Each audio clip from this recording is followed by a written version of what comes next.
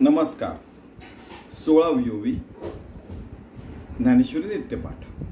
देखे जे तुला आले कर्म निपजे ते तुले आदिपुरुषी अर्पिचे तरी परिपूर्ण सहजे जहाले जाण. काही काही ज्ञानेश्वरांमध्ये म्हणजे एक जोग महाराजांची, एक साखरे महाराजांची वगैरे अशा बऱ्याच जणांच्या छापलेल्या ज्या ज्ञानेश्वरी आहेत, काही ठिकाणी आदिपुरुषाच्या जागी आदिपुरखी लिहिलेले आहे. एकच आहे.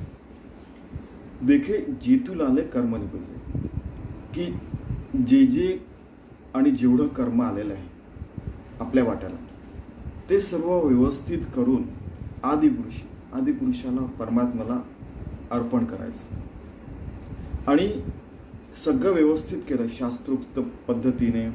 सगळं आपलं सत्कार्य सत्कर्म सगळं सावध चित्ताने विदाउट एनी करप्शन आपण सगळं व्यवस्थित ते कर्म केलं तरी ते परिपूर्ण झालं. असं झालं म्हणजे झालं असं समजावं. त्या प्रसंगी, त्या विशेष स्थळी, त्या विशेष काळात.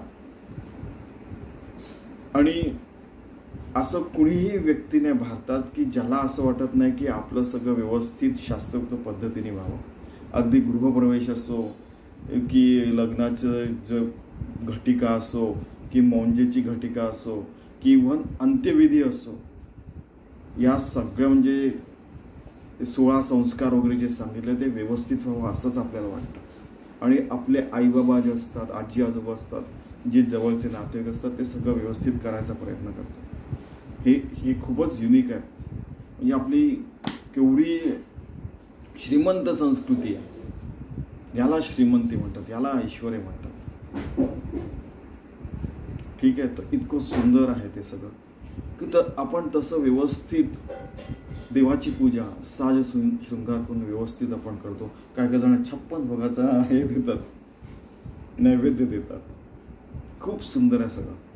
तर आपण त्यानुसार जशी पूजा करतो तसंच आपला प्रत्येक क्षण पण आपण जगायला पाहिजे. श्वासोच्छ्वासाने डोळ्यांचे उघडझाप, बोलणं, चालणं, वागणं, विचार, शेवटी आचरणच सगळ्यात मोठा परमार्थ आहे. आणि त्यामुळे कर्म त्या भगवंताच्या चरणी अर्पण व्हायला पाहिजे. आपण नाही केलं तरी व्हायला पाहिजे. सत्कार्य पूर्ण सद्विचाराने पूर्ण एकतांतीने केलं तर ते सहजच अर्पण होईल की नाही.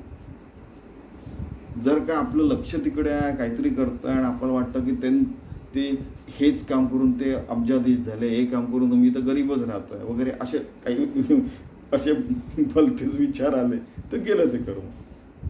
तर त्यामुळे आपण जसं आहोत तसं व्यवस्थित आपण भगवंताच्या चरणी सगळं अर्पण केलं तर ते सत्कार्य झालं, सत्कर्म झालं, परिपूर्ण झालं असं समजावं.